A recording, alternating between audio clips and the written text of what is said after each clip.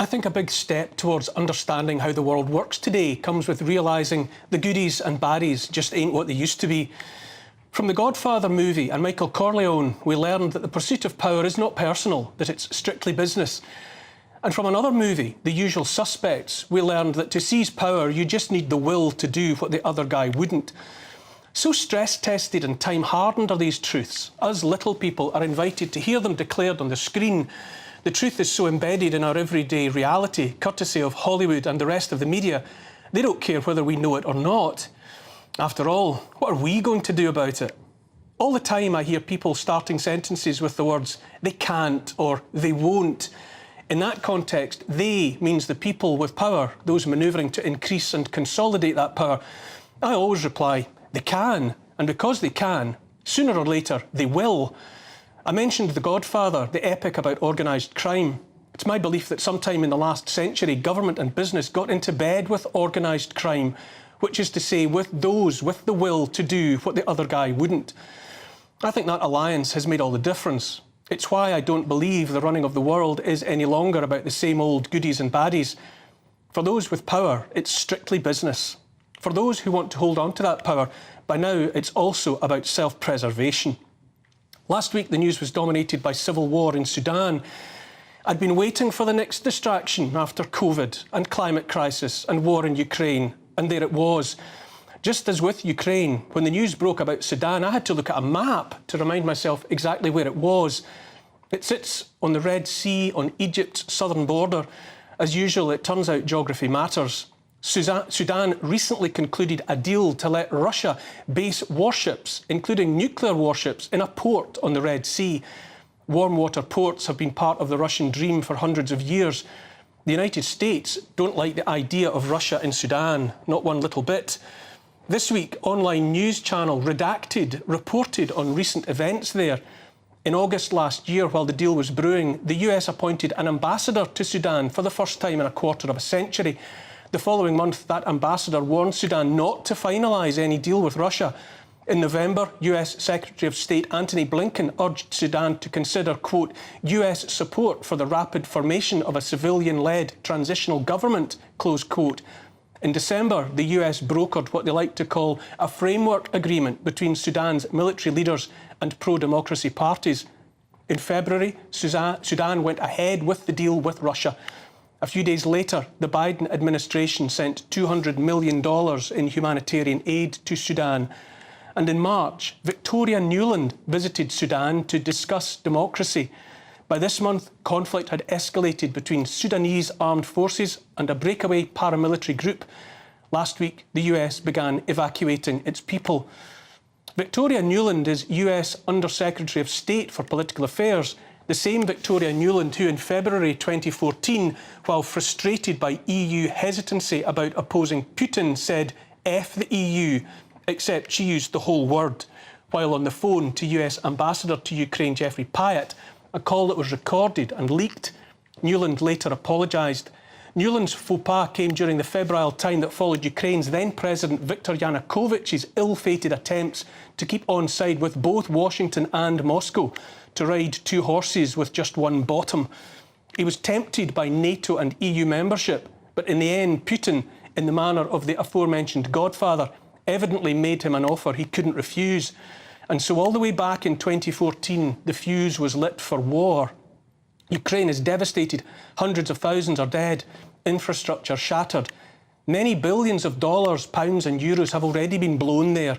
The majority of the weapons sent there can't be traced. Now US companies are gearing up to extract Ukrainian oil. Transnational corporation BlackRock will invest in the Great Rebuild. What goes around comes around, eh? Where there's muck and death, there's brass. And down in Sudan, there's more to know about what appears to be going on there as well. Sudanese journalist David John Bwakali has described the two factions of the Sudanese army at war with one another, one led by Lieutenant General Muhammad Hamdan, head of a paramilitary group called Rapid Support Forces, the other by the Sudanese Army Chief, General Abdel Fattah al-Burhan. According to Bwakali, the conflict is, quote, not happening in a vacuum. He calls it nothing less than a proxy war between Russia and America, and calls on the Sudanese and indeed all the peoples of Africa to speak up and demand that, quote, America and Russia get their hands off Africa. The days of the shenanigans of the Cold War are completely over, he said, and they cannot fight proxy wars in Africa at the expense of innocent African lives. The puppet masters must stop their evil, diabolical games.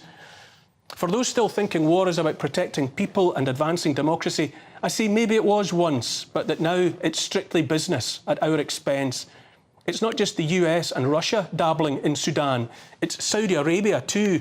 Saudi Arabia is tight with China, apparently, and yet in Sudan they're on side with the US in seeking to broker a peace deal between the warring parties. Strictly business, I suspect. Leave the gun, take the cannoli. Remember the bioweapons labs in Ukraine, the ones that weren't there, and then were, scores of them, right up against the Russian border and backed with US dollars, amid talk of gain of function. Turns out there are bioweapons labs in Sudan as well, supported by the World Health Organization, Brazil, China, the United Arab Emirates, Save the Children, the World Bank, the United Nations. One lab has focused everyone's attention. It's in Khartoum, and in its stores are vials of cholera, measles, polio, and other infectious diseases. It seems to be under the control of people the US does not care for. What is it with bioweapons labs and insecure countries? Why are international interests so often involved in bioweapons research conducted in countries that turn into war zones? Back in 1998, the Clinton administration bombed the bejesus out of a factory in Sudan that made half of all the medicines upon which the people of Sudan depended. It was called Al-Shifa in the Sudanese capital, Khartoum. Clinton's bombs were claimed to be reprisals for Osama bin Laden's earlier attacks on targets in Kenya and Tanzania. The factory was flattened, killing 1 and injuring 11. Clinton's people said Al-Shifa was making VX nerve agent and that the owners had links to Al-Qaeda, except they almost certainly didn't. Officials later conceded there was no proof of production or storing of nerve gas or of links to Osama bin Laden. In any event, in 2006, the US stepped into Sudan with private pharma companies to fill the void left by the unlawful bombing of Al-Shifa. It's not personal, you might have said. It's strictly business. Back in the early 2010s, it was estimated Sudan was sitting on as much as 7 billion barrels of oil. There are largely unexploited reserves too of gold, uranium and iron ore, along with much more mineral wealth besides. So much money to be made. The scale and influence of the military-industrial complex is almost too great to be contemplated. Millions of dollars are spent lobbying politicians of all stripes. Lucrative arms contracts are awarded. Endless wars are embarked upon. The defence spending of the US is bigger than that of the 15 next biggest national defence budgets in the world combined. Every year, some few US politicians and others ask to see accounts for where and how those many hundreds of billions of US taxpayers' dollars are spent. And every year the Pentagon somehow fails to provide the requested answers and data. They have failed the last 5 audits. Many of those billions remain unaccounted for. It's all a rotating wheel of spend and profit. The missiles and bullets fly in faraway countries, people die, and the profits fly back just as fast into the coffers of contractors like Lockheed Martin, Boeing, General Dynamics, Northrop Grumman. Much of the survival of the idea in the minds of many that the running of the world is about the same old goodies and baddies is down to the mainstream media that perpetuates the myth. But that mainstream media is dependent, in turn, for its survival on the billions of dollars funneled their way by governments and those same vested interests of the military-industrial complex. If the mainstream media don't tell the right stories, push the approved narrative at the plebs, then the money flow stops. Another movie I think about a lot is Cool Hand Luke, the embodiment of the unbreakable man, played by Paul Newman. No matter what the man tries to do with chains and beatings and the solitary confinement of the box, Luke won't give in. Could it be that simple then? Don't give in. Could it be that all we have to do is emulate the spirit of Cool Hand Luke, that determined stubbornness in defiance of all coercion? US writer and filmmaker James Webb, also one of the most decorated Marines of the Vietnam War, has written about the culture of the Scots-Irish, those migrants who did so much to shape the culture of the United States.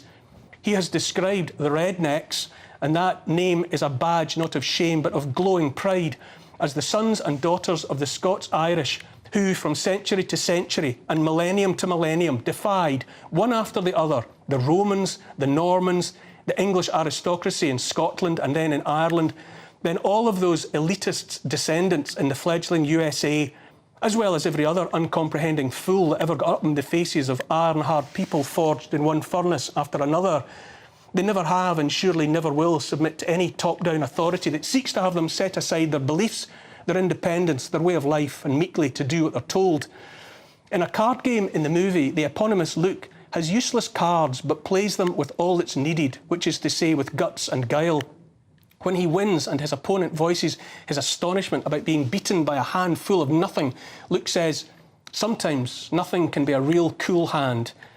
Eric Hoffer was an American philosopher and writer. He wrote, "Again and again I come across the assertion that a society cannot grow and thrive without culturally superior stratums which generate the impulse towards excellence and greatness. There is evidence on every hand that the vigour and health of a society are determined by the quality of the common people rather than the cultural elite. Those of us common people opposing the dictatorial nonsense by the elite have a whole lot more than nothing, and it's a real cool hand. We have everything we need because we have right and we have the truth. Are there any goodies in charge in the world anymore? Sometimes it feels like it's not turtles all the way down, it's baddies. For those baddies, it's strictly business. Here's the thing, unlike Michael Corleone of The Godfather, I say it is personal, 100% personal, and I say the fate of the world is about good and bad, is about what's right and wrong, and that it's long past time to pick a side."